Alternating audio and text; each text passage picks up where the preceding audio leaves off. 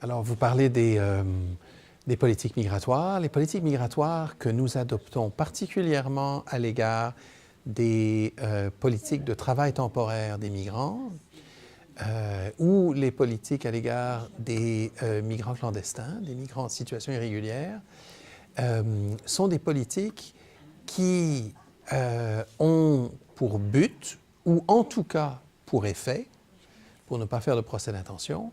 de créer des zones de précarité dans lesquelles les migrants se retrouvent et travaillent. Dans les deux cas, on peut dire que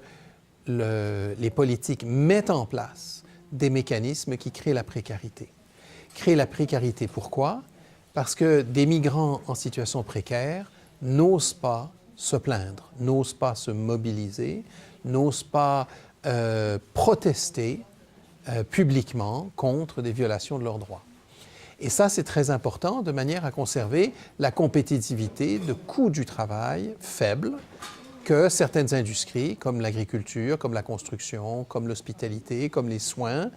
ont développé. Ce sont des secteurs de l'économie qui sont maintenant accoutumés à avoir des coûts de travail faibles du fait de l'exploitation de travailleurs migrants,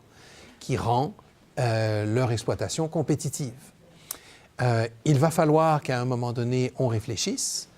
à nos besoins réels de main-d'œuvre, d'une part, et d'autre part, à faire en sorte que les conditions de travail de l'ensemble des travailleurs, qu'ils soient migrants ou citoyens, ne soient pas des conditions d'exploitation. Ne soient pas des conditions d'exploitation, d'une part, parce que c'est le droit de chacun d'entre nous de voir ses droits fondamentaux, que ce soit les droits du travail ou les droits protégés par les chartes, d'être respectés, mais aussi parce que ce sont des situations dans lesquelles la compétitivité des entreprises est intenable à long terme. La fraise québécoise, la tomate italienne ne survivent au prix auquel elles sont vendues aujourd'hui que grâce à l'exploitation de migrants clandestins ou de migrants en situation précaire auxquels, virtuellement, on interdit de se plaindre. On interdit de se plaindre parce qu'ils ont peur, peur d'être détectés, peur d'être détenus, peur d'être arrêtés, peur d'être envoyés dans leur pays, certainement pour les migrants en situation irrégulière, mais aussi pour les migrants en situation précaire avec un contrat, comme les travailleurs migrants temporaires, parce qu'ils ont peur d'être renvoyés dans leur pays sans avoir rempli leur objectif migratoire.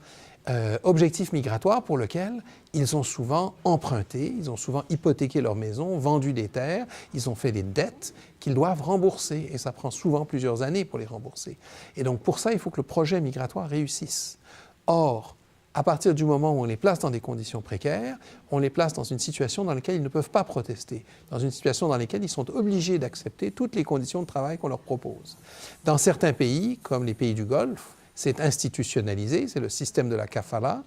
qui fait que des gens vont travailler pour vraiment des salaires de misère et vont passer plusieurs années à rembourser des dettes